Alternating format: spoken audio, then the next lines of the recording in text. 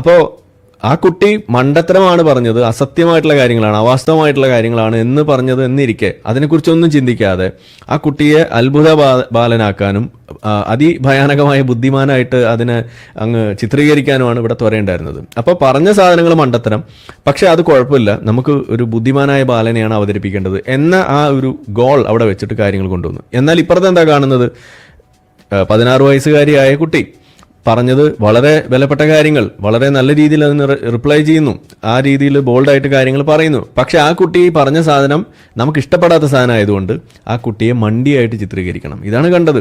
അതാണ് ഞാനിവിടെ ടൈറ്റിലിട്ട പേട്ടനും പൊട്ടിയും. അപ്പോൾ ഈ പൊട്ടിയായിട്ട് ഈ കുട്ടിയെ ചിത്രീകരിക്കുക എന്നുള്ളത് ആരുടെ ആവശ്യമാണ്? ഈ മത നേതൃത്വത്തിൻ്റെ ആവശ്യമായിട്ട് മാറിയിരിക്കുകയാണ്. അപ്പോൾ ആ കുട്ടിയെ സ്വന്തം വാപ്പ തന്നെ വന്നിട്ട് പറയാണ് ആ കുട്ടിക്ക് ബോധമില്ല എന്ന് പറയുന്നത്. അപ്പോൾ അതിനു മുന്നേ നമുക്കപ്പോൾ എന്താണ് ഇപ്പം ഞാനിപ്പോൾ ഈ ഹൈബറിനെ കുറിച്ച് പറയുമ്പോൾ ആളുകൾക്ക് ഇഷ്ടപ്പെടില്ല. ആ കുട്ടിയല്ലേ, കുട്ടി അങ്ങനെ പറഞ്ഞ അവൻ എന്തിനാ അങ്ങനെയൊക്കെ പറഞ്ഞെന്നൊക്കെ ചോദിക്കും. അങ്ങനെ വിട്ടാൽ പറ്റില്ലല്ലോ. നിങ്ങളൊരു കുട്ടിയെ വെച്ചുകൊണ്ട് മതം വളർത്താൻ നോക്കുമ്പോൾ ആ കുട്ടിയെ വെച്ചുകൊണ്ട് തന്നെ മതത്തെ ഇല്ലായ്മ ചെയ്യാനും നമ്മൾ ശ്രമിക്കും. അല്ലെങ്കിൽ നിങ്ങൾ ഈ പണിക്ക് നിൽക്കരുത്, ഞാൻ പണ്ടേ പറഞ്ഞിട്ടുള്ളതാണ്. നിങ്ങൾ ഈ തരത്തിലുള്ള തുരപ്പം പണിക്ക് നിങ്ങൾ നിൽക്കരുത്. കുട്ടികൾ പഠിക്കുന്ന കുട്ടികളുണ്ടെങ്കിൽ അവരെ പഠിക്കാൻ വിടുക.